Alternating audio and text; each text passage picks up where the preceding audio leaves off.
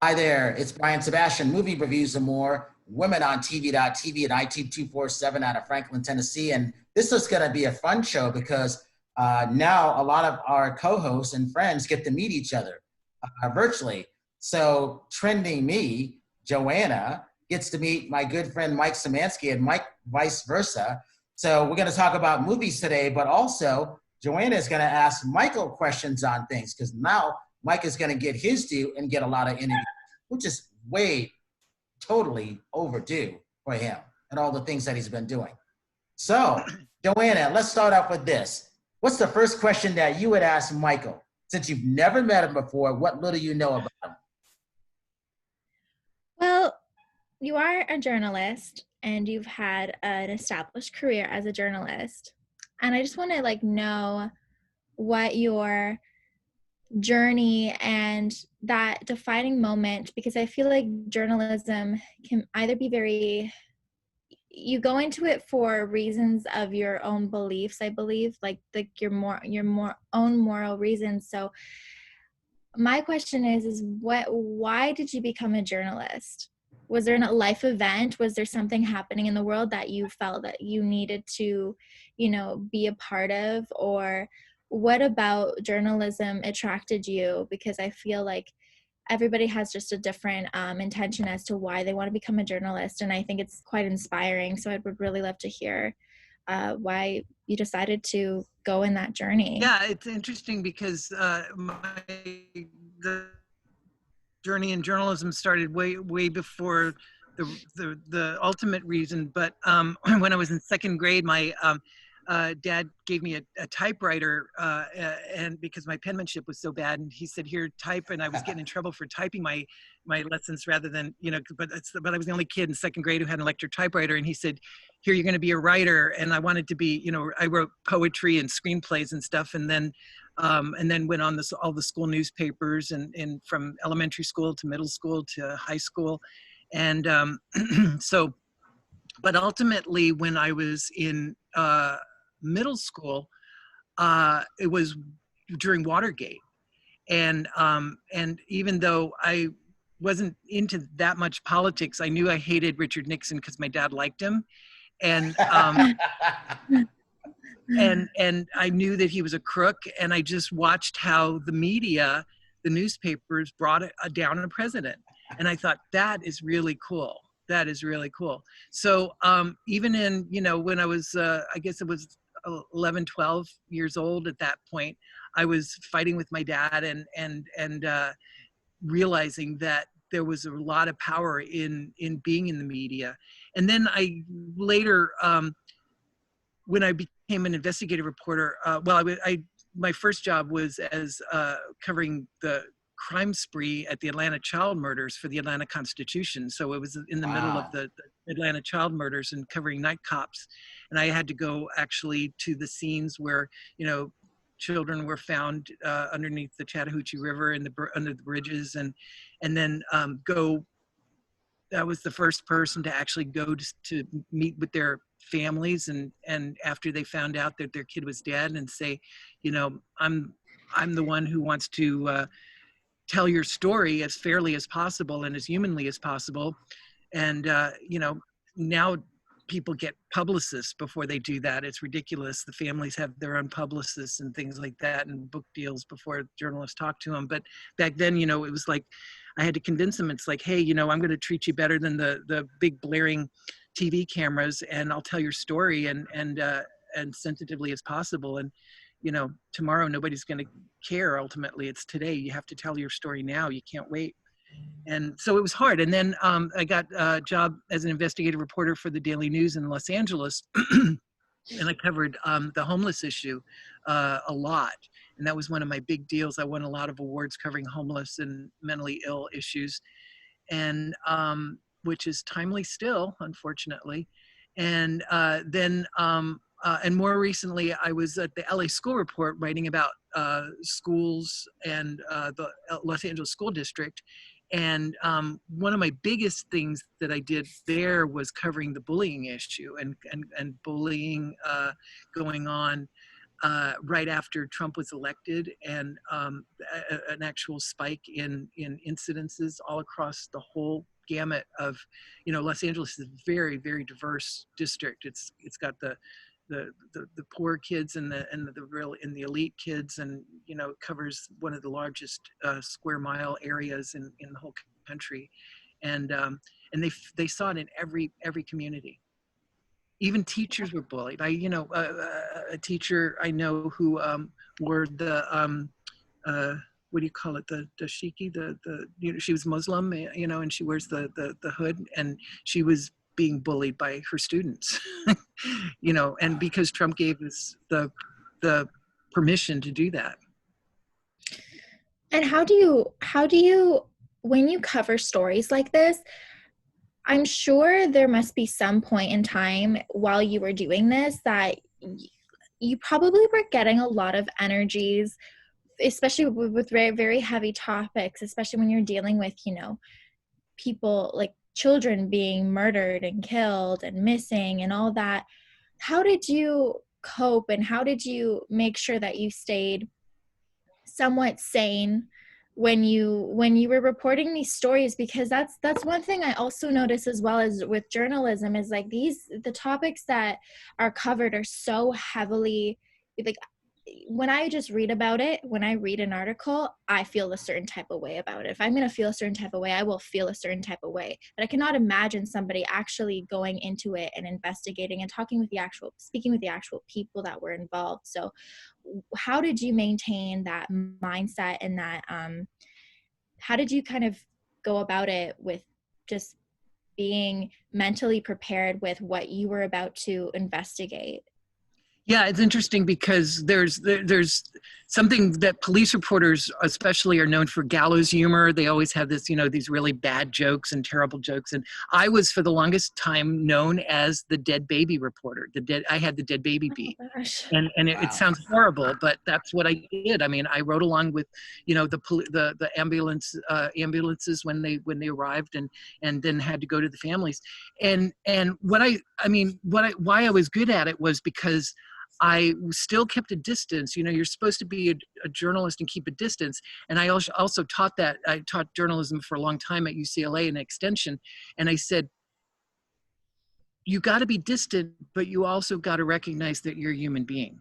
So Right. don't hide don't lie, but recognize that you are a human being, and it's okay to cry with the people. It's okay to hug somebody if you feel it's important. And I've actually become friends with, it sounds sad, but I mean, there are at least a handful of people who are friends of mine whose child's deaths I covered, still to this day. And people who've been through tragedies, and I wrote a lot about their stories along the way, and I've become friends with them, and because of they recognize the sensitivity that I brought to their stories, and that I told it in a human way. I guess it does get you better access to people, but it's so much easier to be a journalist and just have a little notepad or a small tape recorder, as opposed to a big honking camera. I mean, I guess cameras are smaller now, but back then they had the big cameras and the bright lights, and everybody asks you, it's a joke. I mean, how do you feel? Well, my kid was just found in the Chattahoochee River. How do you think I feel? I mean, what a stupid question. And so, as opposed to just, sidling up to a person and saying, I'm sorry. And if they're crying, give them a hug and say, how do you want your child to be remembered? What did he like to do? And how much, now that you also mentioned, how much has journalism changed throughout the years? Because it must be so different from where you started to where things are now. And has it changed for the better? Has it changed for the worse? Like, what do you think of it? It is so bad. It is so bad. And you know, there was a period of in the 20s, I guess historically we studied of yellow journalism, where everything was activist journalism and skewed and opinionated. And you know, I have never participated. I don't know what fake news is. There's no such thing as fake news in my book. I've some of my best friends have worked for the National Enquirer and Star Magazine, and believe me, those were good journalists. I mean, they did fair reporting. There was a skew always, but they did fair reporting too. Now it's so common to see that there's a point of view, and that's how journalism has changed, because there used to be filters. There, you know, the New York Times or the newspapers, or even some of the good sites, Yahoo News and stuff, they would have filters of editors who would say, this is unfair, you've got to get the other side, this is really biased. And now you could just start your own website and like Matt Drudge, who never had any journalism experience and suddenly became a phenomenon, and was reporting stuff that was inaccurate, that was not thoroughly vetted, and that's why we have really bad journalism, and that's why we have people calling things fake news. I mean, I've been told, and I've lost my job a couple of times when I've been told to skew a story a certain way. Yeah. But it's happened a handful of times, and very honestly, the last job I lost was because I was told to be more pro charter to the schools, and you know, I didn't. There was some ethical issues that I had problems with, and I just wouldn't go that far. Yeah. That's So terrible to know that. Wow. yeah. I mean, it's very interesting because of what I think Michael's one of the best writers that I've ever seen besides Bill Margot. But I like the different things that she's done, because you can see what goes into it. I totally forgot that you did the Atlanta murders. And then so for Joanna being out of Canada, you might not know of some of these things, which is interesting because you barely get some TV shows just on Netflix. So that tells you a great deal. And then you both write for the Art to Montague, and your profiles have gone up 3 times. It's unbelievable, the people that are reading both of your stuff. I find that fascinating, and I'm proud of you guys. And then at the same time I forgot that Mike, you know, did stuff by anti-bullying, and then he already checked out your site. So I totally forgot about that. So it makes it even more interesting. Yeah, it's really nice. Yeah. You checked out my site. You checked out my site? Of course, it's beautiful. Yeah. I'm just starting out, so any advice that I want all the advice I can get when it comes to writing. I never thought I was a great writer, but I believe I am now. But I stepped out of my comfort zone. Now I'm pretty comfortable in it. So Well, yeah. the personal stuff is always the best stuff. And I think, you know, you've got some really personal stuff that's beautiful. And I think that, you know, I'm actually now exploring some of that. So some of the stuff I did on the Art of Montague site too was about treating my family as an investigative journalist, and going into like the story of my mom's abortion that she had before she had me, and going through tapes and listening to tapes and then writing the story that way. And you know, it's very hard to do something that is that personal, but I think those are always the better stories. Yeah. The more personal you get.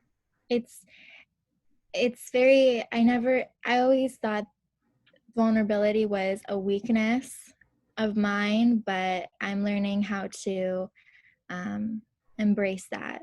And that's why Nice. it's awesome that Brian is connecting me with people such as yourself who have had, you know, quite a bit of experience with writing, and it's really great, and it's a wonderful opportunity for me to explore even more and to learn even more. And plus it's a new thing for me as well. So I really appreciate you checking out my site and everything. It's awesome. I feel very honored. What Mike, is your passion Mike, now is about? Why you started that site of your own anti-bullying, you know, personal story. Well, I started this site because I was just in a very bad time in my life. I went through a really big like wave. I just finished school, university. I got a degree. I got a Bachelor of Arts in drama. Okay, I spent my whole degree was essentially, it's like an English degree, but I studied more, theatrical productions like plays, and I wrote a lot about how I felt about myself and how I felt about others with it. I wrote quite a bit. I've explored in school, but then after when I graduated, I went through this really weird idea of, okay, I'm in drama. I graduated with drama, so I'm going to go into like a a theater, like a production theater company where I think I'll be fine because that's in the sector of what I graduated in, but I didn't really like it, and it was just like this. I was just questioning myself. But throughout this whole time, I was writing, but I was not writing for anybody. It was just a thing that helped me. It just helped me. So one day I was just like sitting in a Starbucks, and I started writing this one woman show. I don't know how it came about, but I started writing this one woman show, and it did stem. The one thought in my head was that it did stem from my hair, because I love my hair. I believe my hair is beautiful, but I never used to think like that as a young kid. I had glasses, I had braces, I had bushy eyebrows, my hair was frizzy, and I felt like I just felt like an outcast my whole life. So I I started writing this play, and it was basically just about how I don't look like the people you see on the woman you see on TV, in the media, in the music videos, absolutely everywhere. I've never identified with anybody so much that I felt like I fit in. So that's why I called it Trending Me, because the whole point of that play in general was I'm trending. No matter what, I'm trending. I'm who I am. It doesn't matter. I don't care how many likes I get or like how much reception I get on what I do with my life. I don't need your validation. This is who I am, and I will always be like this. And I want others to feel that way as well, especially with social media. I honestly deleted Facebook. I only have like a private Instagram account. It just gets in my head sometimes when you're on the social media all the time and you're seeing everything. It's just so overwhelming. But yeah, and then I kind of flourished from there. I blossomed, and I started writing about poetry. Has really just been something I've been doing. I didn't think I was going to go down the poetry route, but it's just come natural for me. And now I'm just really writing about how I really feel deep inside, even if it's ugly and it's bad, or if it's beautiful and it's wonderful and you can envision it. Yeah. So that's what it is. Trending Me is just it stems from anti-bullying, and, people believing that you are a certain thing when you're actually not, and proving to people that you are not something. But really, in reality, it's saying, no, this is who I am. I'm good, the bad, the ugly. That's how it is, and I'm going to accept it. I don't need you to accept it, but I'm going to accept it. So that is what Trending Me is all about. And it's being innovated Beautiful. every day. That's great. That's a great experience. Yeah. Hey, Mike, did you cover, she's also Greek too. Did you cover My Big Fat Greek Wedding also? I did, yes. That was fun. Tell your story about that, because she likes that film. I love that. Actually, that was the one film that I identified with the most. Tula in that movie was me. Anyways. Yeah, and it was amazing what a phenomenon that was, and I think that she was expecting. I mean, I don't know what happened. I don't know what happened with the second one. I guess it just kind of fell flat. But she had this amazing blip on the screen, and it was the biggest, I think, independent comedy at the time, and then she just kind of disappeared, didn't she? Yeah. She did this movie called My Life in Ruins. That was a good movie too. Right. Yeah. But I know that movie by scream, every episode, blocking, absolutely everything, word for word. I can recite it to you right now. It'll take a long time, but Well, it's good. It's good to have a movie that you identify with that much, yeah, it shows it. You know, that was definitely a personal story for her too, so it was wonderful to see how that all came about, and you know, the it was definitely a magical story. You know, there was a period of movies like that where people were really identifying with those. Muro's Wedding, I think, was also around that time, and so there were a lot of really great personal stories that people were writing about. To coincide, like just to relate to the themes of the film and the reason why I did it, and also a question for you is that the film is like, especially family is such a big thing in what you do, whether or not you connect with your family or not. So in that movie, Tula, she does what she wants despite what her family thinks, and that is something that I'm learning to do. I have family that support me, no problem, but I know they have their own opinions. So with you, with being a journalist, and especially the reason why you became a journalist, how did that go for you, like the support system and just kind of staying in that mindset, and that willed mindset, being like, this is what I want, this is where I'm gonna go. And yeah, I just would like to, I'm curious about that particular journey of yours. Well, yeah, I mean, it's not only did my days of becoming an activist journalist was when I actually came out of the closet. And so that was a big deal when I came out as gay, and I started writing for gay media, The Advocate and Frontiers and a lot of that.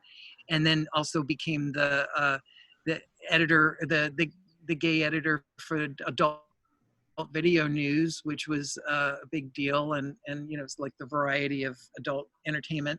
And then found myself sneaking around with a woman, so I actually was you know, my landlord at my apartment in West Hollywood said I couldn't bring women home, and I would, you know, we would go to clubs and people would be like, why are you with this girl? And you know, because and then I wrote this cover story for Genre magazine called My Second Coming Out, about coming out as bisexual, and having and you know, having a female partner, and so that actually launched me into becoming a bisexual activist, and I wrote the first Lambda award-winning book on bisexuality, the Bisexuals Guide to the Universe, and co-wrote it with a friend of mine, and so that was weird because I didn't have a lot of support at that point with my family. My dad would say, well, you know, if you could choose, why would you choose the wrong way? And so oh my gosh. That's interesting. What was the right way? I didn't know all about that part, Mike.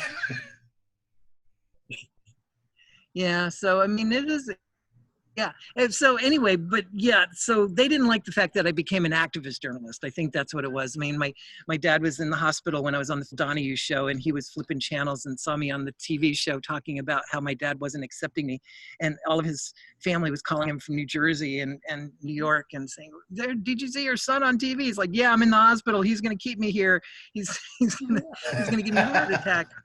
So. You were on the Donahue show? I didn't know that.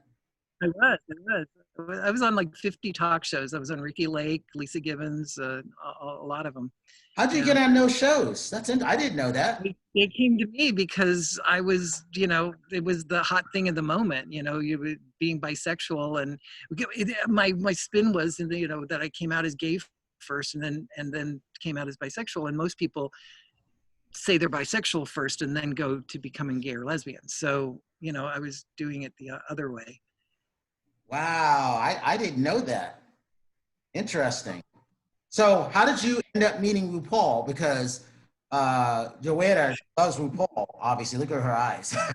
But the thing about that is, Joanna, I met RuPaul at Mike's Halloween party. It had to be. No, it was my birthday party. It It was? was my birthday party. Okay, all right. Yeah, it was.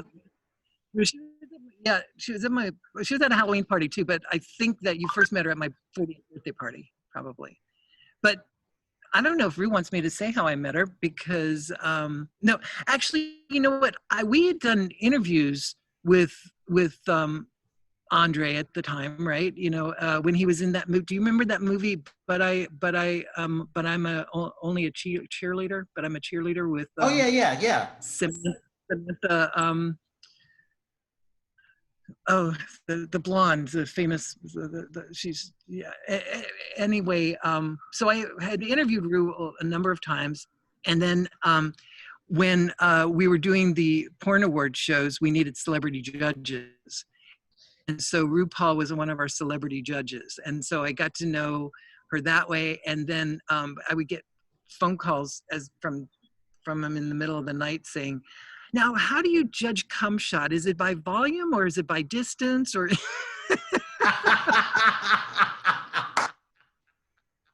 I'd have to be, you know, like saying, well, you know, it's kind of up to you. You're the judge. And but then we hired RuPaul for a couple of the award shows for the gay AVN shows. So that was kind of fun too. So I love RuPaul. I love everything he has done, and I love all the queens that I've seen every season, every little thing he has produced, created. I love him. Amazing character. I mean, you know, that's someone who knew what he was and was going to say it, and that's like, you know, that's it. You know, this is who I am, and unashamed and unabashed, and a real trendsetter. Really ahead of his time. He has helped personally, like my family. I have a few family members that he has really helped with with RuPaul's Drag Race, RuPaul's Untucked, every little thing that he does, like it. In the queens that come out of these shows, and when they do their own thing and getting to know them, it's like it's wonderful. And even with me, him and his legacy and everything makes me feel okay with who I am, no matter what. Like, and he actually wrote him into my show. I was like repeating him, if you can't love yourself, how in the hell are you gonna love somebody else? Like stuff like that. But I don't know. It's just he really puts it out there. No matter who you are, where you're from, what you do, it's really important for you to just love who you are, because you can't love anybody else if you can't love who you are, and embrace who you are. Who cares? If you're weird, you're weird. If you're shy, you're shy. But just embrace who you are, and that's that. Like, and that's why I love him so much. And when I'm sad, like that show is part of my self-care routine to make sure that I don't feel so bad. And that's with many other people. So yeah, that's absolutely amazing. With this bullying project, is it a project that you're actually collecting stories about, or? It's not necessarily a project. It's just from my own experiences. But whenever I feel insecure about myself, that's when the bullying is just a sector of what I stand for, but it has stemmed from me feeling very insecure and me wondering why I feel so insecure. And I'm like, oh, this is the time when I was young and this person said this to me, and then I'm 25 years old and I'm still thinking like that, and I don't know why. So that's where it all stems from. But yeah, eventually I want to do like a bullying project where I want to speak to other people of all different kinds of what their experiences were, and to make a nice piece about it. So I recently met this young musician in his 20s who goes by the name of Lord F, and he wrote songs about being bullied when he was younger, and actually has a really cool video where he shows different looking people that he dances with, and you know, there's bigger people and skinnier people and different colors, and it deals with a lot of bullying things that he dealt with when he was in school in Brazil. He grew up in Brazil, and so I don't know if there's anything that either of you want to ever talk to him about. I could send you links to the videos, and it's a real interesting story. According to a story last late last year, he was suicidal for a couple of years, and that motivated him into writing this song, and kind of donating some of the proceeds to mental health issues and mental health causes. It was kind of an interesting story. Lord F. Lord F. Yeah, I would really love to know more about that. Okay. Because Yeah, I'll send you the links. I send you. yeah, and it's like, even with bullying, people also, my mission as well with the whole bullying thing, it's not just people coming at me, it's me coming at me.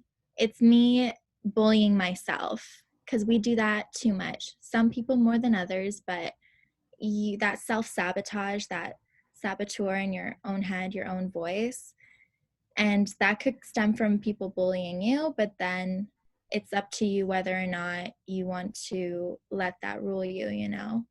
And that's also a reigning theme, and I would love to explore more and talk to more people. So yeah, There's a lot out there, unfortunately. there is, unfortunately, and you're correct. Like, so what kind of things were you gathering and getting when you were covering those schools that had the spike in bullying, especially with Trump's election? Was it just the people that were just being so prejudiced against each other, thinking that it was okay to call them slurs and names, like physical altercations? What was It was like the day after the election, there were friends who had been friends for years, forever, you know, like all their school careers and school lives. Suddenly a friend would turn to them and say, "You don't belong here. You need to go back over the wall, you know, over the fence with your family," and say stuff like that. I mean, it'd be like, and then the kid would respond, "You know, I was born here, dude, just because my parents weren't." But you know, and then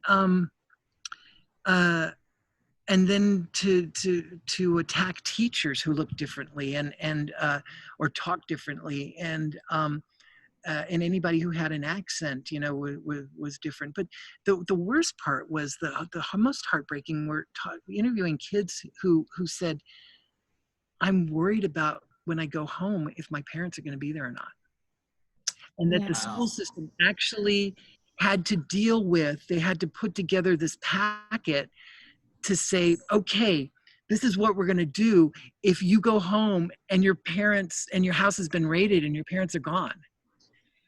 Like, a school system has to deal with that.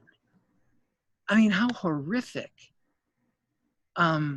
So, you know, that's something they were living with every day, and a lot of families disappeared. A lot of families just left, or they didn't go to school anymore, or they homeschooled, or, you know, because the great thing about Los Angeles is that you're not allowed to ask if you're illegal or not. You're undocumented, and you shouldn't.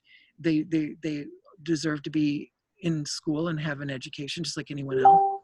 And so it was just it's a tragic circumstance, and it's not going to get any better. Hey, we got about 2 minutes. I love this show because there's many things that I found out. I feel like I'm the fly on the wall. It's really interesting. I never knew you were on those shows, Michael. That's you truly are close to Bill Margot, my old co-host. That's amazing. I'm still stuck on that. I've got to mention a movie really quick. I don't know if you've seen it. You probably have. The Old Guard. I didn't know it was Charlize Theron. That's a really, really good movie. Have you seen it yet? I haven't seen it. No. It's on Netflix. See it. No, and it's then for Joanna, I don't yeah. know if you can see it in Canada because certain things don't go on Netflix to Canada. Is it is it a Netflix movie or is it just a movie put on Netflix? No, it's a Netflix movie. Okay, then Yeah. I can probably, yeah, I can see it. Yeah, I'll watch it. I'm sure they're milking it for everything because I heard it's there's billboards all over Sunset Boulevard with her. So It's a really good movie. And for Mike, for the longest time, I'm like, is this Charlize Theron? Because sometimes the movies will start and you can't see the titles. And I'm like, this looks like her, but I don't care if it's her or not. This is a really good movie. And I just She's my neighbor. She lives right over there. She lives like on the hill right over there. So she's my neighbor. Cool. Wow. All right, so Mike, give your social media links real quick. Oh, well, I have my Dachshund books now on Amazon under Mike Szymanski. You can see them there, and that's it. And then Joanna, give you. I don't have a great website like. My website is trendingme.ca and trendingme.ca for my Instagram. Yeah. All right. And I want to thank both of you. This was a really nice show. I think we have to do a part 2 where we go into more poetry and to more movies at that point. And then Absolutely. It'll be very, very interesting. So for Mike and for Joanna, this is Movie Reviews and More. Also go on to Art de Montague and see both of their writings because they're doing really well outside the US. And I couldn't be more happier for them. I think that's really, really good. And then for us, we have really good things going on with Movie Reviews and More. So for that, if you see someone without a smile, please give them one of yours because the world needs it. And we will see you next week.